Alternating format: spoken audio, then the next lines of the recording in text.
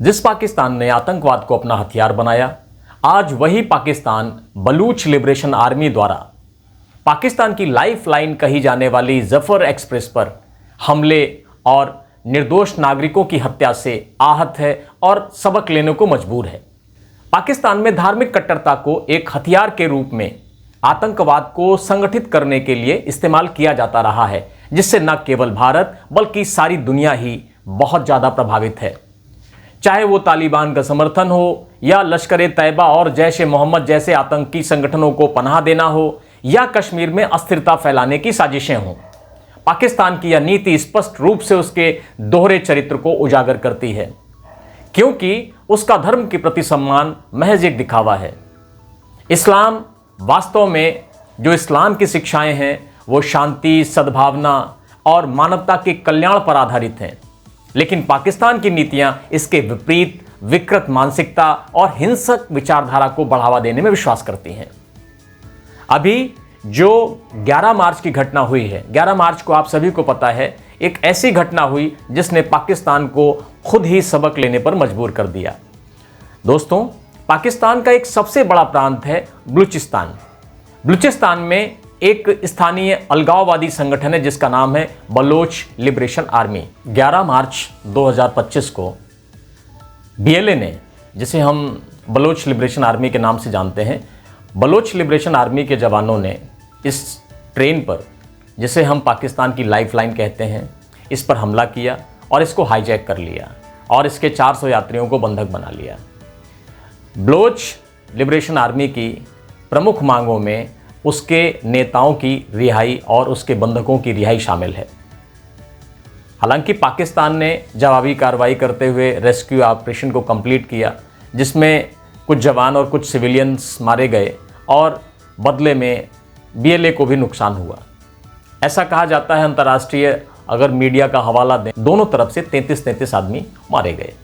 तो अभी ये जानना बहुत ज़रूरी है कि बलोच लिबरेशन आर्मी का मूल उद्देश्य क्या है, बलोच लिबरेशन आर्मी की मांगे क्या है और बलोच लिबरेशन आर्मी के निर्माण की पृष्ठभूमि क्या है। क्योंकि बलोच लिबरेशन आर्मी ने जिस तरह से पाकिस्तान की इस लाइफ लाइन पर हमला किया, जिसे जफर एक्सप्रेस कहते हैं, पाकिस्तान के लिए ट्रेन बहुत महत्वपूर्ण है, बहुत बड़ा नाम है ट्रेन की दुनिया में, ट्रेन जगत में, क्योंकि ये उनकी प्रमुख ट्रेनों में से एक महत्वपूर्ण ट्रेन है। तो इस ट्रेन पर हमला करके इसके लोगों को बंधक बनाना और बदले में अपने नेताओं की और अपने कैदियों की रिहाई, तो इससे यह साबित होता है कि अंदर पाकिस्तान में कुछ बहुत बड़ा असंतोष पैदा हो रहा है। पाकिस्तान के अंदर ही भारी असंतोष व्याप्त है, क्योंकि जिस तरह से बलोच लिबरेशन आर्मी ने दुस्साहसपूर्ण घटना को अंजाम दिया, उससे पता चलता है कि उनके इरादे बहुत बुलंद हैं। जिस तरह से बलोच लिबरेशन आर्मी ने इस दुस्साहसिक घटना को अंजाम दिया, उससे सारी दुनिया इस बात को जानने के लिए जरूर लालायित होगी कि आखिर बलोच लिबरेशन आर्मी के निर्माण की पृष्ठभूमि क्या है, बलोच लिबरेशन आर्मी की अपनी मांगे क्या है और बलोच लिबरेशन आर्मी आखिर चाहती क्या है। तो कुछ बलोच लिबरेशन आर्मी की अपनी मांगे हैं और उन मांगों में सबसे प्रमुख मांग है एक स्वतंत्र राष्ट्र का निर्माण। इसका मतलब बिल्कुल साफ है कि बलूचिस्तान पाकिस्तान से अलग एक स्वतंत्र राष्ट्र की मांग करता है। दूसरी बात है कि बलूचिस्तान की ये आर्मी, जिसे हम BLA कहते हैं या बलोच लिबरेशन आर्मी कहते हैं, इसका दूसरा प्रमुख मुद्दा है कि जो बलूचिस्तान के जितने भी प्राकृतिक संसाधन हैं उस पर स्थानीय नागरिकों का नियंत्रण हो, मतलब वो स्थानीय नागरिकों के विकास और उनके कल्याण के लिए खर्च किए जाएं। तीसरी मांग है कि जो बलूचिस्तान में पाकिस्तानी आर्मी है उसने बेस बना रखे हैं, तो वो वहां से पाकिस्तानी सेना की वापसी चाहते हैं। चौथा, जो BLA है यानी बलूचिस्तान की जो ये आर्मी है, बलोच लिबरेशन आर्मी है, ये अपने बंधक नेताओं और अपने कैदियों की रिहाई की मांग लगातार करता आ रहा है और ये जफर एक्सप्रेस पर कब्जा, जफर एक्सप्रेस को हाईजैक करने का घटनाक्रम भी इसी बात से जुड़ा हुआ है। और पांचवी जो बहुत महत्वपूर्ण मांग है, वो बलोच लिबरेशन आर्मी के द्वारा हमेशा ये दावा किया जाता रहा है कि पाकिस्तान की आर्मी और पाकिस्तान के शासक लगातार स्थानीय बलूचिस्तान के नागरिकों के मानवाधिकारों का उल्लंघन कर रहे हैं, जैसे जबरन उनको गायब करना, फर्जी मुठभेड़ में एनकाउंटर करना या लगातार उनका शोषण करना। तो वो इस तरीके से बलूचिस्तान में मानवाधिकारों को रेस्टोर करना चाहते हैं।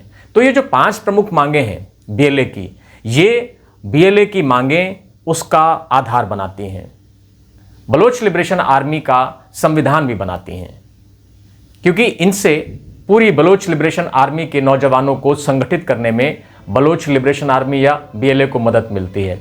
क्योंकि बात बिल्कुल साफ है, बलूचिस्तान लगभग पाकिस्तान का आधा क्षेत्रफल है, सबसे बड़ा प्रांत है। और दूसरी बात है कि फिर आपको यह भी जानना चाहिए कि जो बलूचिस्तान है उसके पीछे इतना बवाल क्यों, बलूचिस्तान पर इतनी हाय तौबा क्यों, या बलूचिस्तान में जो बलोच लिबरेशन आर्मी है वो इस पूरे प्रांत को एक राष्ट्र में क्यों परिवर्तित करना चाहती है। तो अगर आप थोड़ा सा गौर करें इसके भौगोलिकरण पे या बलूचिस्तान की भौगोलिक अवस्था के बारे में, तो हमें ज़रूर जानना चाहिए कि बलूचिस्तान इतना महत्वपूर्ण क्यों है, कि बलूचिस्तान के पीछे इतनी हाय तौबा क्यों है। बलूचिस्तान पाकिस्तान का दक्षिणी पश्चिमी हिस्सा है। बलूचिस्तान के उत्तर में अफगानिस्तान है, इसके पश्चिम में ईरान है, और इसके पूरब में सिंध और पंजाब प्रांत है, और इसके दक्षिण में अरब सागर है, जहां पर इसका सबसे महत्वपूर्ण बंदरगाह ग्वादर बंदरगाह स्थित है। ये तो बात हो गई इसके भौगोलिक अवस्थिति की। अब बात करते हैं यहां पर भौगोलिक संसाधनों की। दोस्तों, बलूचिस्तान अपने आप में खनिजों का एक बड़ा भंडार है, और यही उसकी महत्ता का प्रमुख कारण है, और इसी के पीछे सारी लड़ाई है। क्योंकि अभी चाइना ने भी एक सी पैक बनाया है। सी पैक का मतलब होता है चाइना पाकिस्तान इकोनॉमिक कॉरिडोर। तो ये जो चाइना पाकिस्तान इकोनॉमिक कॉरिडोर बनाया गया है, लिबरेशन आर्मी यानी बलोच लिबरेशन आर्मी ये भी दावा करती है कि पाकिस्तान चाइना के साथ मिलकर उसके स्थानीय संसाधनों का दुरुपयोग कर रहा है, और उनका इस तरह से दुरुपयोग कर रहा है कि स्थानीय नागरिकों को उसका लाभ नहीं मिल पा रहा है। तो बलोच लिबरेशन आर्मी स्थानीय नागरिकों के हक में ये बात हमेशा उठाती रही है कि जो यहाँ के संसाधन हैं उनका इस्तेमाल स्थानीय लोगों के यानी बलूच लोगों के विकास में इस्तेमाल हो। अब जब बलूचिस्तान के खनिज संसाधनों की बात आती है तो बलूचिस्तान में बहुत महत्वपूर्ण खनिजों की प्रचुर मात्रा है। बहुत महत्वपूर्ण खनिजों में इसका एक स्थान है रिकोडिक। ये दुनिया में सोने और तांबे के सबसे बड़े भंडारों में से एक है। इसके अलावा सुई गैस फील्ड यहाँ की पूरे पाकिस्तान को नेचुरल गैस की सप्लाई करती है, और इसके अलावा क्रोमियम है, यूरेनियम है, और तमाम महत्वपूर्ण दूसरे खनिज प्रचुर मात्रा में पाए जाते हैं। तो ये खनिजों का भंडार होने के कारण चाइना के आकर्षण का केंद्र बना हुआ है। चाइना पाकिस्तान के साथ एक ऑर्गेनाइजेशन बनाकर, जिसे हम लोग चाइना पाकिस्तान इकोनॉमिक कॉरिडोर कह रहे हैं, इसके माध्यम से लगातार इसके संसाधनों को यहाँ से खोद कर अपने देश ले जाने का काम कर रही है। तो चाइना की बदनीयती के खिलाफ बलोच लिबरेशन आर्मी का, और पाकिस्तान के शासन की गंदी नीयत के खिलाफ ये बलोच लिबरेशन आर्मी का जो स्टैंड है वो कहीं ना कहीं किसी न किसी हद तक जायज़ है। क्योंकि जब किसी भी देश के स्थानीय संसाधनों का इस्तेमाल वहाँ के लोगों के हक के लिए या वहाँ के लोगों के कल्याण के लिए न होकर बाहर के आक्रांता आकर उसको इस्तेमाल करते हैं, तो निश्चित तौर पर स्थानीय लोगों को उससे परेशानी होती है। और जब ये परेशानियां विकराल रूप ले लेती हैं तो वो विद्रोह की शक्ल अख्तियार कर लेती हैं, जैसा बलोच लिबरेशन आर्मी के केस में देखने को मिलता है। बलोच लिबरेशन आर्मी, हालांकि उसका कोई ऐसा ट्रैक रिकॉर्ड नहीं है जिसमें उसने अपने ट्रैक में बहुत सारी मानव हत्याएं की हों, लेकिन उसकी एक स्पष्ट मांग है, बलोच लिबरेशन आर्मी एक आतंकवादी संगठन न होकर एक अलगाववादी संगठन है, और जिसकी मांग बलूचिस्तान को पाकिस्तान से अलग करके एक स्वतंत्र राष्ट्र बनाने की है। क्योंकि उसका ऐसा मानना है कि पाकिस्तान की सरकार उनके स्थानीय नागरिकों के साथ अच्छा व्यवहार नहीं कर रही है या उन्हें उचित हक नहीं दे रही है। पाकिस्तान चाइना के साथ मिलकर उनके स्थानीय संसाधनों की लूट मार में शामिल है। तो ये तो हम लोगों ने बलूचिस्तान की भौगोलिक अवस्था है उसको जाना, और ये भी जाना कि किस तरह से बलूचिस्तान के खनिजों के भंडार दुनिया के लिए आकर्षण का केंद्र हैं, और चाइना इसी आकर्षण के कारण लगातार पाकिस्तान के साथ मिलकर उनका दुष्प्रयोग कर रहा है, उनका दुरुपयोग कर रहा है। ऐसे में जब 11 मार्च की घटना होती है तो इससे दुनिया को एक मैसेज देने का काम तो बलूचिस्तान लिबरेशन आर्मी ने किया।